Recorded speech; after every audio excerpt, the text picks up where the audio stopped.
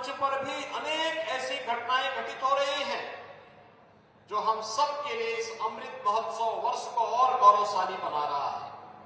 आपने देखा होगा, जिस ब्रिटेन ने 200 वर्षों तक भारत पर शासन किया, आज उस ब्रिटेन को पिछाड़ करके भारत दुनिया की 5वीं बड़ी अर्थव्यवस्था बन गया है। आज आप देख रहे होंगे कि अमृत महोत्सव वर्ष में भारत G20 देशों का नेतृत्व भी कर रहा है। G20 में वे देश 20 देश हैं जिनका दुनिया के 75% व्यापार पर अधिकार है, जिनका दुनिया के 85% GDP पर अधिकार है और जिनका दुनिया के अंदर 90% पेटेंट पर अधिकार है और जिनके पास दुनिया की 60% आबादी निवास करती है। उन 20 प्रतिष्ठित देशों का नेतृत्व प्रधानमंत्री मोदी जी के नेतृत्व में 1 दिसंबर से भारत के पास आया है। ये भारत के लिए आजादी के अमृत महोत्सव वर्ष में ये गौरव की बात हो सकती है और इसीलिए आज हम सब काशी में हैं। आपने विगत 8 वर्ष के अंदर काशी को बदलते हुए देखा है, काशी को वैश्विक मंच पर छाते हुए देखा है। काशी विश्वनाथ धाम, जहां पर पहले संकरी और कुंज गलियों के माध्यम से में जाना होता था, लोग ये मानते थे पता नहीं कब क्या हो जाए। आज भाइयों बहनों, जिस काशी में पहले वर्ष में 1 करोड़ श्रद्धालु आते थे, अब 1 महीने में ही 1 करोड़ श्रद्धालु काशी में आ रहे हैं। एक नई बदलती हुई काशी को उससे पहले इंफ्रास्ट्रक्चर से युक्त करते हुए 4 लेन की कनेक्टिविटी हर ओर से। आपने देखा होगा, पहले काशी में एयरपोर्ट से काशी में आने के लिए 4 लेन की कनेक्टिविटी नहीं थी आज से 8 वर्ष पहले, लेकिन आज 4 लेन की बेहतरीन कनेक्टिविटी है। लखनऊ को 4 लेन से जोड़ने की कनेक्टिविटी है, प्रयागराज को 4 लेन से जोड़ लिया गया, गाजीपुर गोरखपुर को 4 लेन की कनेक्टिविटी दे दी गई, बेहतरीन सड़क की कनेक्टिविटी, ट्रेन की बेहतरीन सुविधा, एयरपोर्ट की बेहतरीन सुविधा के साथ साथ देश और दुनिया के हर प्रमुख स्थलों पर काशी की वायु सेवा के साथ जुड़ाव और साथ साथ उत्तर प्रदेश जैसा राज्य हमेशा एक बात के लिए जाना जाता था और उसके बारे में था कि लैंड लॉक्ड स्टेट है, यानी एक्सपोर्ट के लिए जो हमारे पास जल यातायात की सुविधा होनी चाहिए, कोई पोर्ट नहीं है इसलिए यहां के सामान एक्सपोर्ट नहीं होंगे, इसलिए उत्तर प्रदेश का किसान हो या उत्तर प्रदेश का व्यापारी या उत्तर प्रदेश का उद्योगपति, वह अपने उत्पाद को उत्तर प्रदेश के बाहर नहीं भेज सकता। अगर भेजेगा तो बहुत महंगा पड़ेगा। लेकिन हम सब आभारी हैं, प्रधानमंत्री जी ने देश के अंदर पहला जल यातायात के लिए इनलैंड वाटरवे का कोई एक मार्ग दिया, तो वह काशी से हल्दिया के बीच में पूर्वी बंदरगाह से जोड़ने को काशी के लिए उन्होंने सौगात दी और यह भी चालू स्थिति में है, जहां से आज हम न केवल काशी के अन्नदाता किसानों और उद्यमियों का, बल्कि यहां के माध्यम से आज हम उत्तर प्रदेश के अन्नदाता किसानों के खाद्यान्न को, सब्जियों को और डेयरी से बने हुए उत्पाद को, फल को आज दुनिया के मार्केट में पहुंचाने का काम भी कर रहे हैं। बल्कि स्थानीय उत्पाद के रूप में जो हम लोगों ने प्रधानमंत्री जी की प्रेरणा से 1 डिस्ट्रिक्ट 1 प्रोडक्ट के माध्यम से उत्तर प्रदेश के परंपरागत उत्पाद को प्रोत्साहित किया, उसकी बेहतरीन मार्केटिंग की, इसको भी एक्सपोर्ट करने की एक बेहतरीन सुविधा आज हमारे पास हो चुकी है। भाइयों बहनों, इसने हमारी अर्थव्यवस्था में एक नई जान फूंकी है, हमें बेहतरीन कनेक्टिविटी का माध्यम दिया है। कोरोना कालखंड में जब दुनिया अस्त व्यस्त पड़ी हुई थी, तब हमारा अन्नदाता किसान काशी से हल्दिया तक, पूर्वी बंदरगाह तक सब्जियों को यहां से निर्यात कर रहा था, यहां से सब्जी भेज रहा था, खाद्यान्न भेज रहा था, चीनी भेज रहा था और बदले में उत्तर प्रदेश और देश के एक्सपोर्ट को बढ़ाने का काम कर रहा था। यह बदलता हुआ उत्तर प्रदेश है जो बदलते हुए भारत को वहां की विकास की यात्रा में सहभागी बनने के लिए पूरी तत्परता के साथ कर रहा है। और उसमें प्रधानमंत्री जी की ही काशी से आज जिस प्रकार के परिवर्तन दिखाई दे रहे हैं वह हम सबके सामने है। भाइयों बहनों, काशी ने बहुत सारे मॉडल दिए। काशी विश्वनाथ धाम, अभी मैं इस कार्यक्रम में आने के पहले काशी विश्वनाथ धाम में गया। काशी में आपने देखा होगा, अभी प्रधानमंत्री जी ने पिछले दिनों आकर के यहां पर काशी तमिल संगमम का उद्घाटन किया।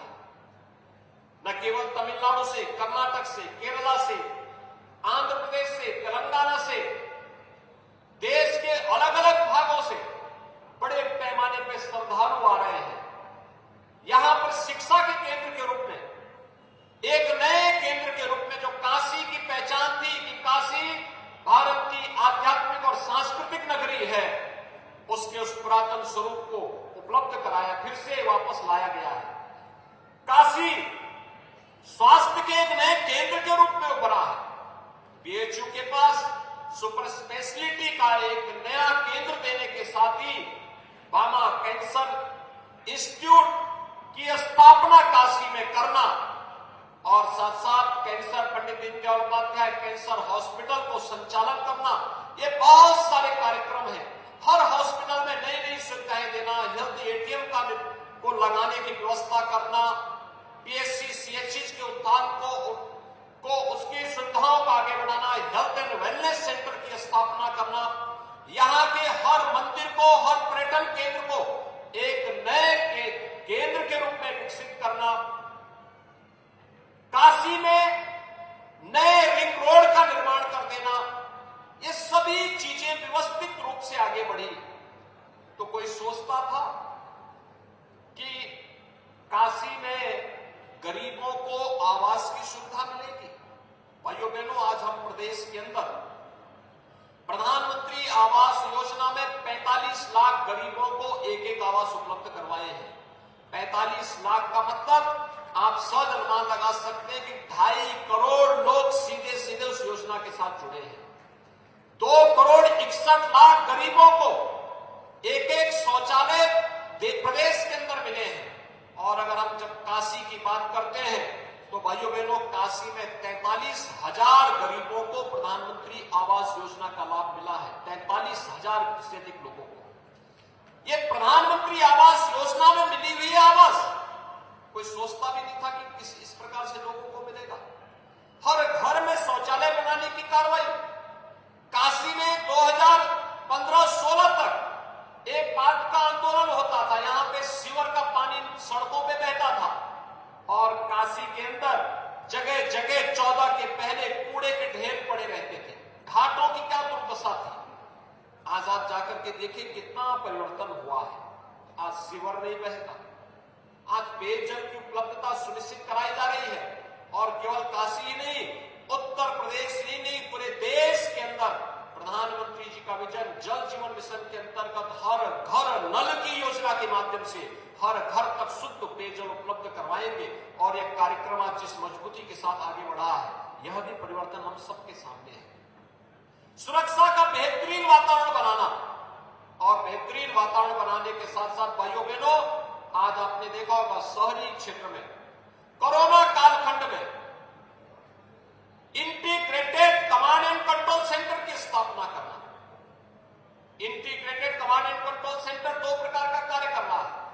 एक ट्रैफिक मैनेजमेंट का काम कर रहा है और दूसरा जो वह कार्य कर रहा है वह कोविड के दौरान हमने उसका कोविड प्रबंधन में भी उपयोग किया, तो कूड़ा प्रबंधन में भी किया।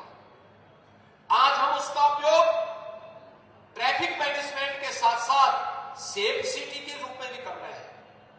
हर व्यापारी सुरक्षित रहे, हर बहन और बेटी सुरक्षित रहे, कोई सुरक्षा में सेंध लगाने का दुस्साहस न करने पाए। अगर किसी ने किया तो जगह जगह लगी हुई सीसीटीवी कैमरा उसको कैद करेगी और फिर उसको वक्त आने के साथ सबक भी सिखा देगी। वह आप दुस्साहस नहीं कर पाएगा कहीं डकैती डालने का, कहीं छिनैती डालने का, कहीं पर किसी बहन बेटी की इज्जत के साथ खिलवाड़ करने का। ये कार्य सेफ सिटी के माध्यम से उत्तर प्रदेश आज देने का कार्य कर रहा है। और यह इसलिए हो पाया क्योंकि प्रधानमंत्री जी ने स्मार्ट सिटी मिशन के अंतर्गत उत्तर प्रदेश को 10 ऐसे शहर दिए जिसके माध्यम से हम स्मार्ट सिटी मिशन के कार्यक्रम को आगे बढ़ा सकते हैं, पेयजल की सुविधा को आगे बढ़ा सकते हैं, सीवर की समस्या का समाधान कर सकते हैं, केंद्र और राज्य सरकार की हर वेलफेयर स्कीम का लाभ बिना भेदभाव के हर गरीब को, हर कमजोर तबके के व्यक्ति को दे सकते हैं। और इसीलिए भाइयों बहनों, आज मैं आपके पास आया हूं आपसे कहने के लिए, प्रबुद्ध जनों के महत्वपूर्ण विचार इस मंच पर आए थे, मेरे सामने उनकी प्रस्तुतिकरण के कुछ पॉइंट मेरे सामने भी रखे गए कि ये मुद्दे उन्होंने रखे थे और उनके द्वारा जो अनुभव किया गया वह अनुभव भी इस रूप में है। और मेरी आप सभी नागरिकों से और सभी प्रबुद्ध जनों और सभी कार्यकर्ताओं से मेरी अपील होगी कि प्रधानमंत्री मोदी जी के नेतृत्व में आज भारत दुनिया की सबसे तेज उभरती हुई अर्थव्यवस्था है। आज भारत की अर्थव्यवस्था को प्रधानमंत्री मोदी जी के नेतृत्व में $5 ट्रिलियन की इकोनॉमी बनाने की दिशा में जो कार्यक्रम प्रारंभ हुआ है उसमें उत्तर प्रदेश की भी कुछ भूमिका होनी चाहिए। उत्तर प्रदेश देश की आबादी का ही सबसे बड़ा राज्य न हो, बल्कि उत्तर प्रदेश भारत की अर्थव्यवस्था का ग्रोथ इंजन बन सके, उसकी कुछ शर्तें हैं।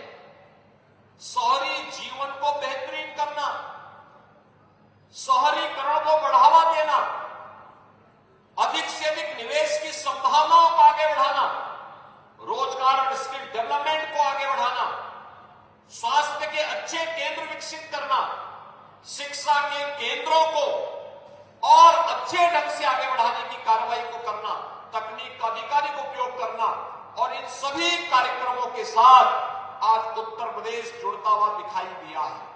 आपने देखा होगा काशी के अंदर नगर निगम का दायरा बढ़ा है। हमने विकास की प्रक्रिया उन क्षेत्रों के साथ नगरीय जीवन की तरह सुविधाएं उपलब्ध करवाने के एक बड़े कार्यक्रम को अपने हाथों में लिया है। वह कार्यक्रम थमने न पाए, रुकने न पाए, धीमे न पड़ने पाए।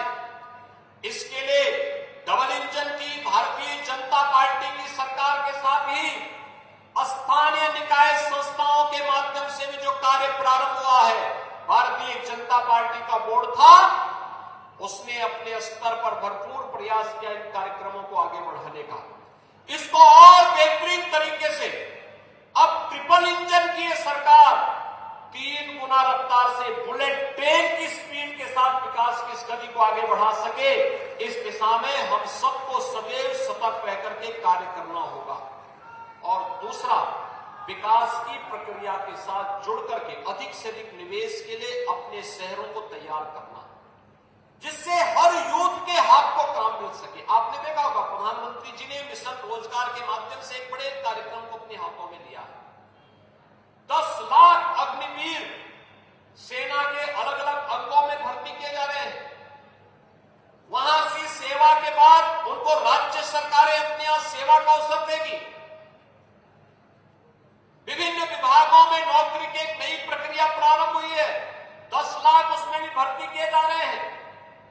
और मैं आप सबसे अपील करूंगा कि सरकारी नौकरी उत्तर प्रदेश के अंदर हम लोगों ने 5 लाख नौजवानों को सरकारी नौकरी दी, लेकिन साथ साथ प्रदेश के अंदर 1 डिस्ट्रिक्ट 1 प्रोडक्ट और विश्वकर्मा श्रम सम्मान जैसी योजनाओं के माध्यम से 1,61,00,000 युवाओं के लिए रोजगार की सुविधा भी विकसित की।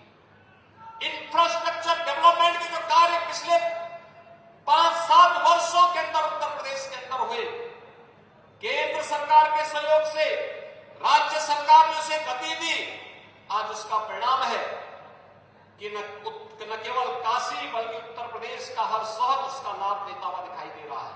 पूर्वांचल एक्सप्रेस वे का काशी के साथ जुड़ा होना, काशी की हर सड़क का चौड़ीकरण होना, काशी के घाटों का सुंदरीकरण होना, काशी के हर मठ मंदिर और उसके आसपास के क्षेत्र को विभिन्न योजनाओं के माध्यम से जोड़ने की कार्रवाई करना। पावन पथ की योजना भी प्रधानमंत्री मोदी जी की प्रेरणा से चलाई गई वो योजना है, जिसने उन सभी पवित्र तीर्थ स्थलों को, धार्मिक स्थलों को जोड़ना और वहां के समग्र विकास को आगे बढ़ाने के कार्यक्रम को आगे तेजी के साथ आगे बढ़ाया है।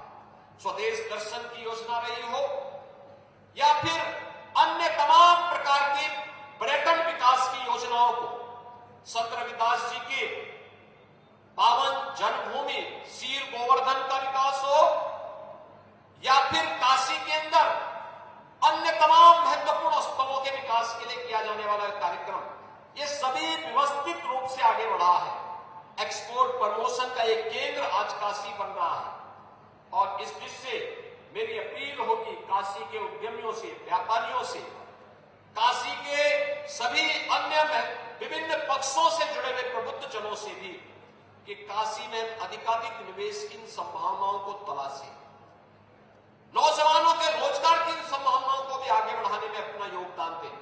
और मैं आज आप सबको इस बात के लिए आश्वस्त करने के लिए आया हूं, प्रदेश सरकार ने और भारत सरकार ने मिलकर के जो बेहतरीन वातावरण उत्तर प्रदेश के अंदर और देश के अंदर पिछले 8 वर्ष के अंदर और पिछले 5.5 वर्ष के अंदर उत्तर प्रदेश के जो वातावरण आपको सुरक्षा का, निवेश का, व्यापार को बढ़ाने का, काशी जैसे नगरियों को शिक्षा और स्वास्थ्य के एक नए केंद्र के रूप में आगे बढ़ाने का जो कार्यक्रम आगे बढ़ा है, इस कार्यक्रम की गति को हमें कहीं भी थमने नहीं देना है। इसको आगे बढ़ाने में हमारे स्तर पर क्या योगदान हो सकता है, अगर हम थोड़ा भी अपने स्तर पर प्रयास करेंगे तो मेरा विश्वास है कि उत्तर प्रदेश देश की सबसे बड़ी अर्थव्यवस्था बनने में सफल हो जाएगा। मेरा विश्वास है उत्तर प्रदेश सबसे अधिक नौजवानों को रोजगार देने वाला प्रदेश बन जाएगा।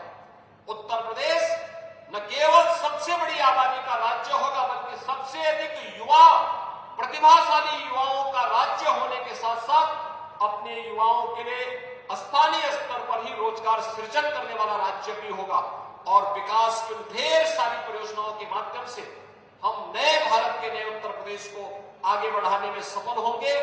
मुझे पूरा विश्वास है आप सबका जो सानिध्य डबल इंजन की सरकार को निरंतर प्राप्त हुआ है। आज प्रधानमंत्री मोदी जी के नेतृत्व में नए भारत के नए उत्तर प्रदेश के लिए